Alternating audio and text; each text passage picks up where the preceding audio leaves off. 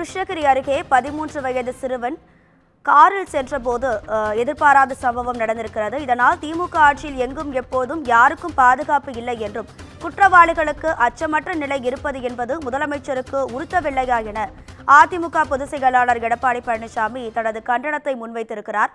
இன்று என்ன போட்டோஷூட் நடத்தலாம் என்பதை யோசிப்பதை விட்டுவிட்டு போட்டோஷூட்டை விடுத்து இன்று எப்படி முறையாக அரசை நிர்வகிக்கலாம் என யோசிக்க வேண்டும் என்றும் சிறுவன் கொலை வழக்கில் சம்பந்தப்பட்டவர்கள் மீது உரிய நடவடிக்கை எடுக்க எடப்பாடி பழனிசாமி வலியுறுத்தியிருக்கிறார். இது தொடர்பான அண்மை செய்தியை பார்த்து வருகிறோம்.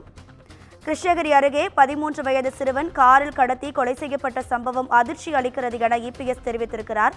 திமுக ஆட்சியில் எங்கும் எப்போதும் யாருக்கும் யாராலும் பாதுகாப்பு இல்லாத நிலை இருப்பதாகவும் குற்றவாளிகளுக்கு அச்சமற்ற நிலை இருப்பது என்பது முதலமைச்சருக்கு உறுத்தவில்லையா எனவும் இபிஎஸ் தெரிவித்திருக்கிறார்.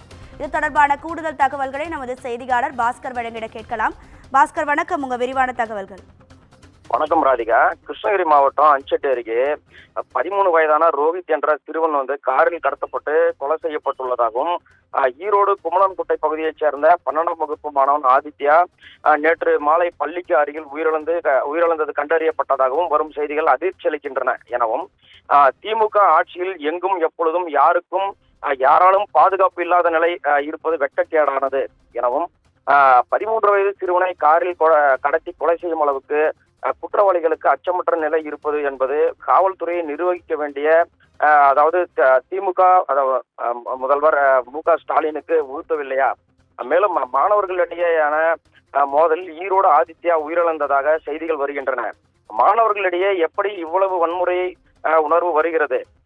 மேலும் அடிப்படையிலேயே அதாவது குறைபாடுள்ள அரசாக இந்த திமுக அரசு இருப்பதையே இத்தகைய நிகழ்வுகள் உணர்த்துகின்றன எனவும் இன்று என்ன போட்டோ ஷூட் எடுக்கலாம் என்பதில் மட்டும் இருக்கும் சிந்தையை இன்று எப்படி முறையாக அரசை நிர்வகிக்கலாம் என்பதில் மாற்ற வேண்டும் என திமுக முதல்வர் மு.க. ஸ்டாலினை கேட்டுக்கொள்வதோடு மட்டுமல்லாமல் மேற்கூறிய சம்பவங்களில் குற்றம் இழைத்தோர் மீது உரிய சட்ட நடவடிக்கை எடுக்க வேண்டும் என வலியுறுத்துகிறேன் என அதாவது முன்னாள் முதல்வர் எடப்பாடி பழனிசாமி சமூக வலைதளத்தில் பதிவிட்டுள்ளார்.